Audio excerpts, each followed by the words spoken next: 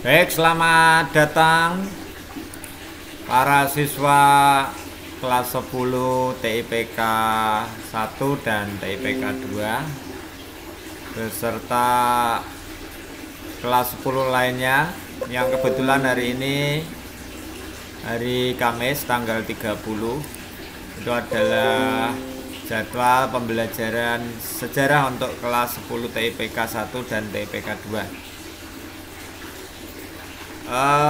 Pada pagi hari ini kita akan masuk pada materi berikutnya, yaitu mengenai masa praaksara di Indonesia. Bagi kalian yang sudah mendapatkan buku atau mendapatkan pinjaman buku paket dari perpustakaan, silahkan buku sejarah Indonesia yang covernya kurang lebih seperti ini kamu bisa gunakan sebagai referensi untuk belajar sejarah, ya, khususnya pada materi yang nanti sama-sama kita akan bahas, yaitu materi tentang masa praaksara di Indonesia. Ya, bicara tentang masa praaksara di Indonesia, tentunya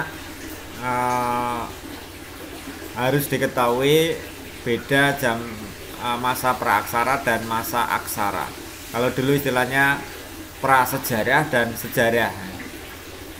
Jadi masa praaksara boleh dikata adalah masa sebelum mengenal tulisan.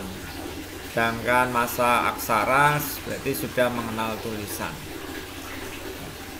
Setiap bangsa di dunia ini mengakhiri masa praaksara itu berbeda-beda. Demikian juga bangsa kita, bangsa Indonesia.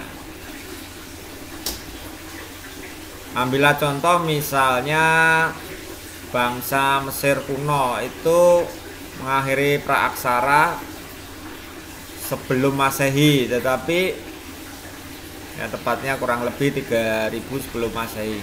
Tetapi bangsa kita mengakhiri masa praaksara setelah diketemukannya Yupa, prasasti Yupa di Kalimantan Timur, itu pada abad ke-4 Masehi atau 400 Masehi, tahun 400 Masehi.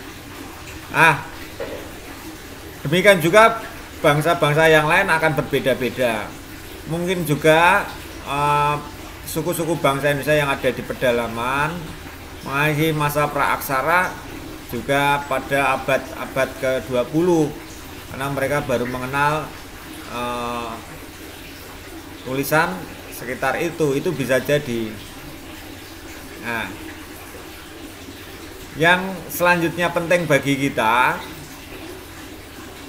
pada masa praaksara itu sesungguhnya apa yang terjadi dengan manusia saat itu, gitu ya. Terutama kalau kita bicara tentang masa praaksara, berarti apa yang terjadi dengan manusia Indonesia pada saat itu. Nah, maka kita nanti akan mengenal istilah manusia purba. Ya, namun sebelumnya kita tarik bagaimana terbentuknya Kepulauan Indonesia. Ini di dalam buku kalian, buku paket sejarah Indonesia yang kalian pinjam dari perpustakaan, ada di situ semua. Tinggal bagaimana literasi Anda ketika Anda disuguhkan dengan buku sejarah nasional ini, apakah kalian baca atau tidak, akan begitu. Jadi akan menjadi semakin menarik kalau Anda ada keinginan tahu, gitu ya, keingintahuan untuk memahami masa praaksara dengan cara membaca buku paket ataupun literatur referensi dari internet ataupun dari yang lainnya. Oke. Mari kita menginjak langsung ke buku paket ini. Ini sebelum mengenal tulisan atau disebut dengan zaman praaksara. Ya. Nah, zaman praaksara di Indonesia seperti saya katakan tadi, ya, zaman praaksara atau zaman nirleka, ya, itu berakhir pada abad ke-4 Masehi atau tahun 400 Masehi ketika ditemukannya Yupa. Ya. Nah, pada masa praaksara sebelum terbentuknya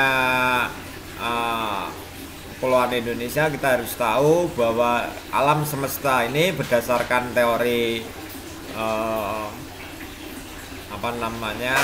teorinya Stephen Hawking itu terjadi karena dentuman besar, Big Bang teori. Stephen Hawking itu seorang ilmuwan fisika yang tersohor dengan teorinya Big Bang, dengan kondisi dia lumpuh. Jadi profilnya Stephen Hawking kalau boleh saya tampilkan di sini. Stephen Hawking, ya, orang Inggris.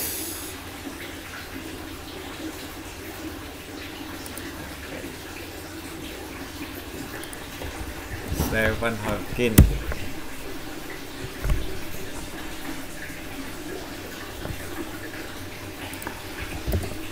Stephen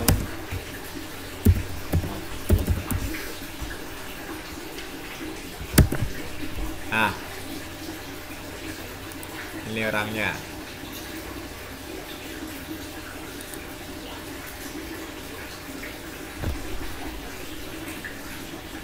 Jadi karena kecerdasannya tapi punya keterbatasan secara fisik, bisa mengilhami kita semua,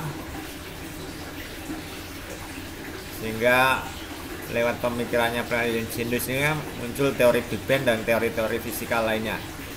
Ini Stephen Hawking. Nah, kembali ke materi kita. Jadi menurut Stephen Hawking, teori dentuman besar alam semesta ini pada awalnya adalah gumpalan gas yang kemudian berputar sehingga dengan tekanan yang tinggi, ya, saling bertumbuhan, sehingga kemudian akibat saling bertumbuhan terpecah-pecah menjadi planet-planet, termasuk bumi yang kita tinggali ini. Nah, selanjutnya bumi yang kita tinggali dengan kondisi landscape alamnya, keadaan alam atau ruang yang kita huni sekarang itu seperti ini juga terjadi karena adanya kekuatan tektonis dan kekuatan vulkanis. Ya, ini akibat kekuatan tektonis itu lempeng-lempeng di dalam bumi itu saling bergerak hingga menimbulkan yang namanya gempa bumi. Ya, sementara yang vulkanis itu ada di perut bumi, ya, kemudian bergerak dengan kekuatan dari dalam karena ada tekanan, itu kemudian keluar, akhirnya muncul gunung meletus. Sehingga bisa kita lihat akibat kekuatan tektonis dan vulkanik, Kepulauan Indonesia menjadi seperti ini. Jadi satu dengan yang lain menjadi berjauhan. Tapi sebelumnya wilayah Sumatera dengan Jawa itu menyatu, dengan Kalimantan menyatu, tapi karena adanya kekuatan tektonis dan vulkanis akhirnya kemudian terpisah. Nah, nanti bisa Anda baca, kalian baca di buku ini ya, mengenai ini. Nah, ini teori dentuman besar tadi yang saya katakan. Ini nanti bisa dibaca. Selanjutnya menurut ilmu geologi itu ilmu yang mempelajari tentang lapisan-lapisan kulit bumi. Yang namanya proses terbentuknya alam semesta di dalam masa praaksara dunia ini, masa praaksara di dunia ini ada zaman Azoikum, ada zaman Paleozoikum, ada zaman Mesozoikum dan zaman Neozoikum.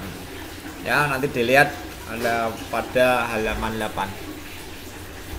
Zaman atau masa Azoikum itu zaman sebelum adanya kehidupan.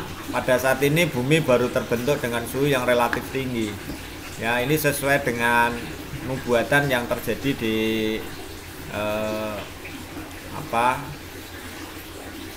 penciptaan alam semesta dalam pandangan orang percaya, orang beriman, ya kan. Di dunia pada awalnya kosong, ya, dan menciptakan cakrawala, kan gitu kan. Ini suhunya terlalu tinggi, gitu. Nah, itu zaman Azoikum. Kemudian zaman Paleozoikum, zaman purba tua. Pada masa ini sudah mulai ada flora dan fauna. Ini bisa kemudian ditelusur dari penemuan fosil flora dan fauna. Ini terjadi 350 juta tahun yang kurang lebihnya.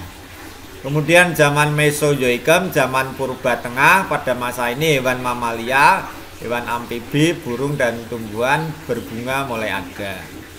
Ya, kemudian zaman Neozoikum, zaman purba baru.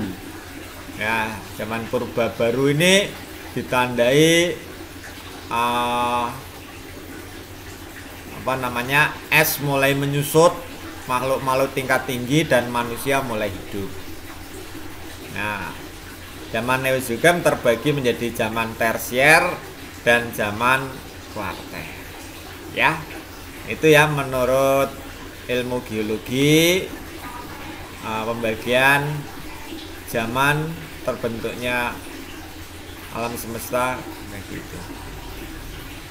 Nah, tadi saya singgung mengenai kepulauan Indonesia yang terbentuk oleh karena adanya kekuatan tektonik dan kekuatan vulkanik, menyebabkan secara geografis pun juga akhirnya kita tahu daerah Indonesia Barat, daerah Indonesia Tengah, daerah Indonesia Timur satu dengan yang lainnya berbeda, termasuk berbeda dalam hal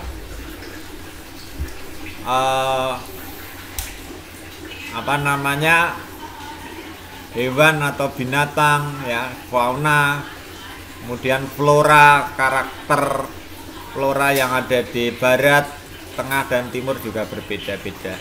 Nah, ini menjadi sesuatu yang dimiliki secara ciri khas dari masing-masing bagian kepulauan di Indonesia.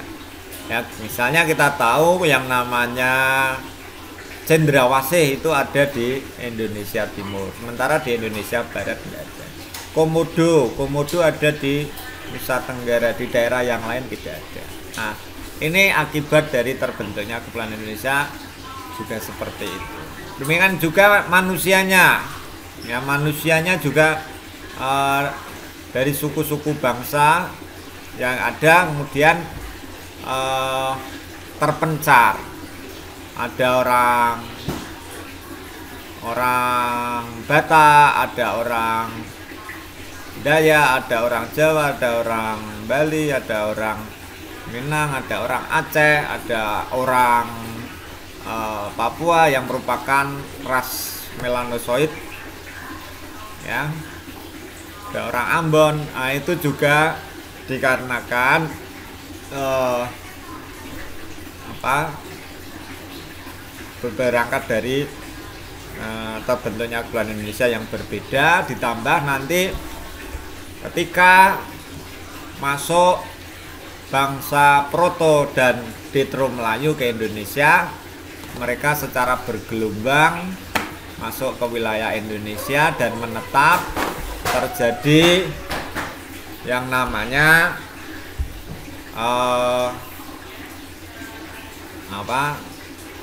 perkawinan campuran dengan suku-suku bangsa lokal, dengan menyebabkan suku-suku bangsa Indonesia menjadi beragam, ya, keanekaragaman suku dan budayanya menjadi sangat majemuk sekali. Nih, ya, ini pengantar dari saya untuk masuk masa praaksara.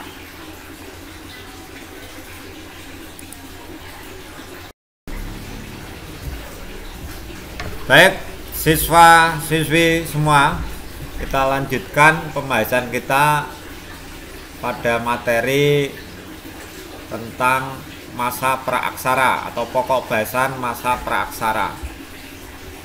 Berbicara tentang masa praaksara, kita juga berbicara tentang manusia purba.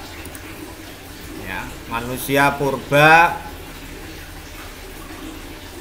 yang ada di Indonesia itu terdiri dari banyak jenis.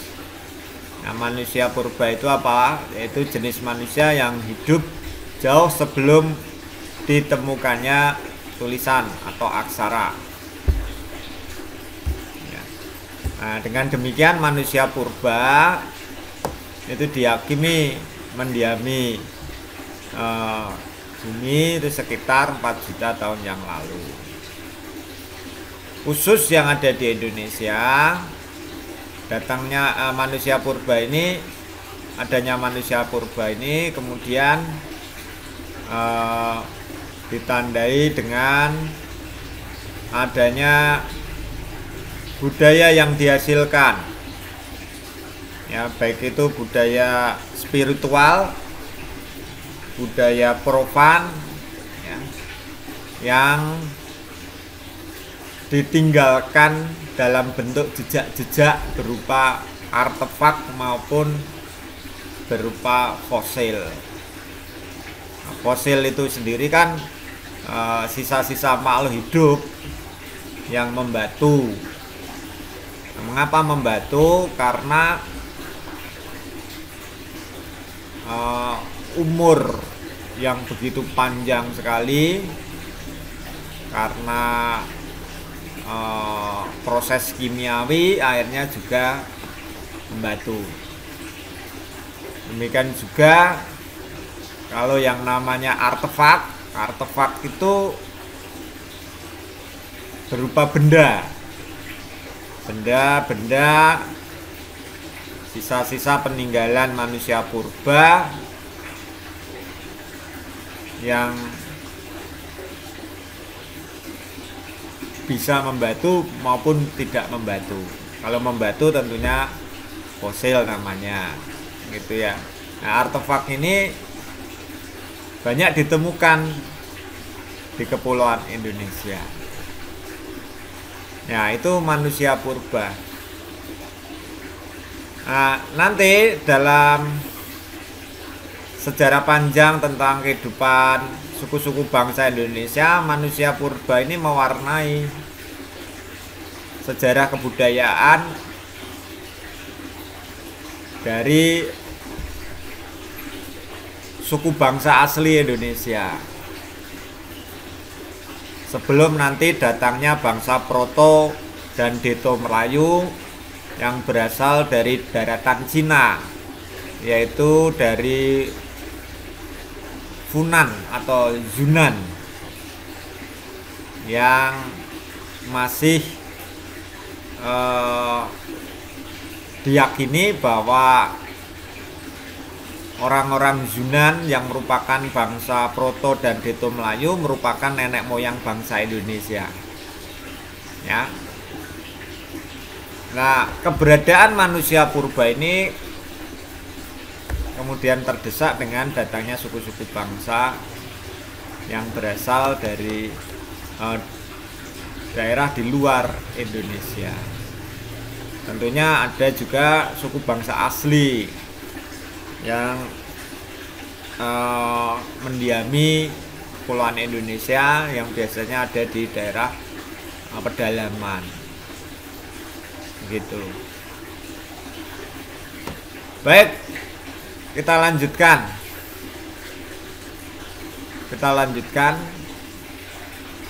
Anda boleh membuka buku Anda, buku paket. Sementara saya menggunakan referensi yang lain. Kalau mau buku paket, silahkan dibuka ini mengenai manusia purba, ya. Itu.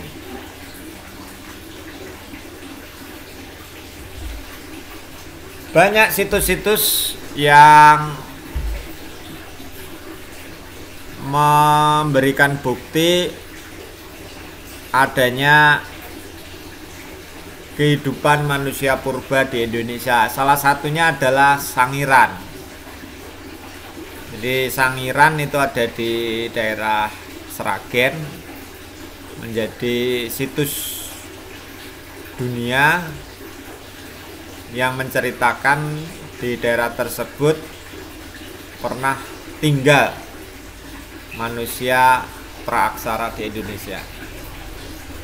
Ya, situs itu apa? Situs itu ya suatu kawasan di mana di situ ditemukan jejak-jejak manusia purba, bisa berupa fosil ataupun artefak.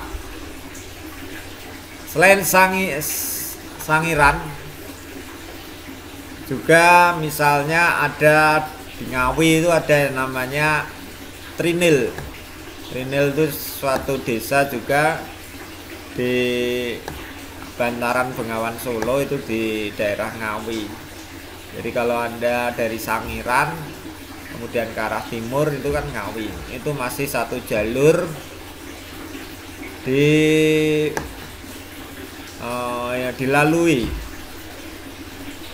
dilalui kali Bengawan Solo atau sungai Bengawan Solo, ya.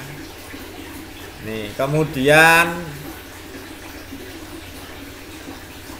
selain Trinil misalnya juga ada di daerah Grobogan itu ada Kedung Brubus, itu juga merupakan situs warisan dunia. Nah, pertanyaan yang muncul sekarang seperti ini, mengapa manusia-manusia purba itu ditemukan di bantaran sungai? Pertanyaannya seperti itu. Nah, pertanyaan ini menjadi pertanyaan yang nanti silahkan dijawab di dalam soal yang saya berikan, gitu ya. Itu satu pertanyaannya itu. Jadi saya tulis di sini, nanti saya upload, saya posting pertanyaannya, mengapa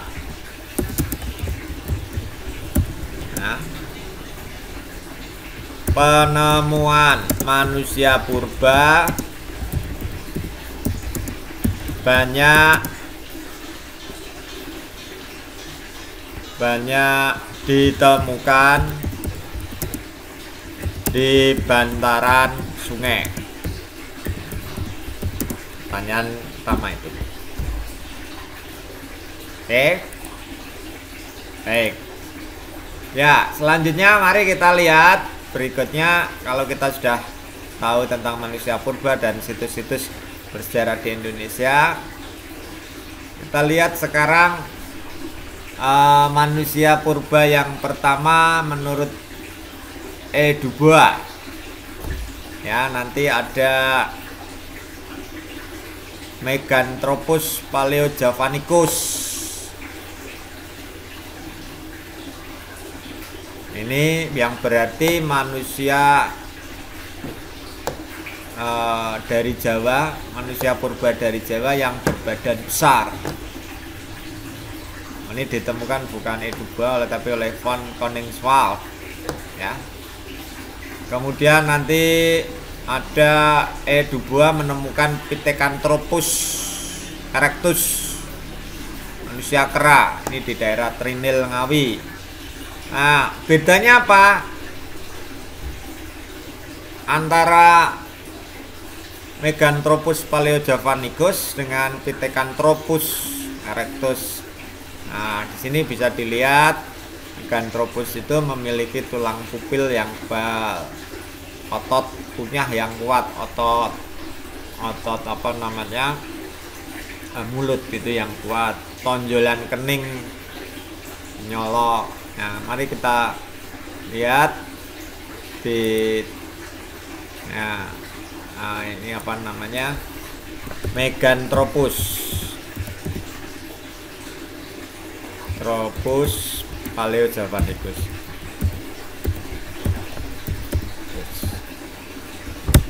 Nah, secara fisik kita lihat penampakannya seperti ini, gambarnya seperti ini. Nah, ini Meganthropus paleojavanicus.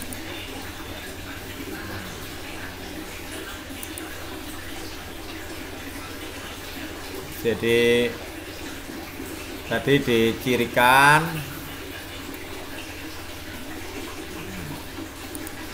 kalau otot kunyah yang kuat, tonjolan kening dan menyolok, tonjolan belakang yang tajam, tidak memiliki dagu, kurang lebih ya seperti ini. Ya, dagunya nggak lancip gitu ya.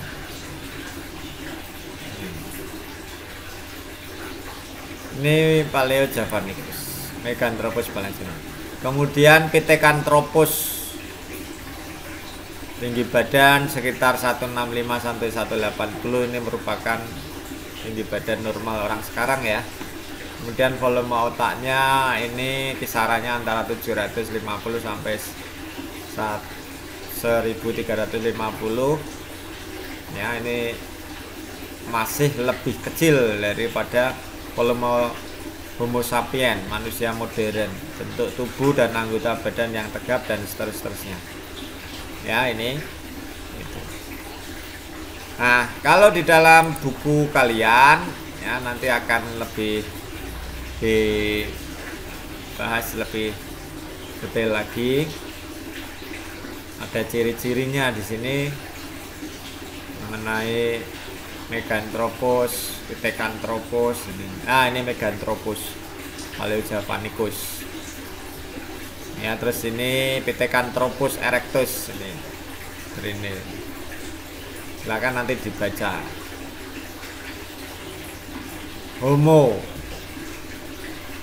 Homo yang pernah ditemukan sebelum nanti masa Homo sapien yaitu Homo wajakensis, manusia wajak Leo Dubois. Ini. Nah, kemudian Homo sapien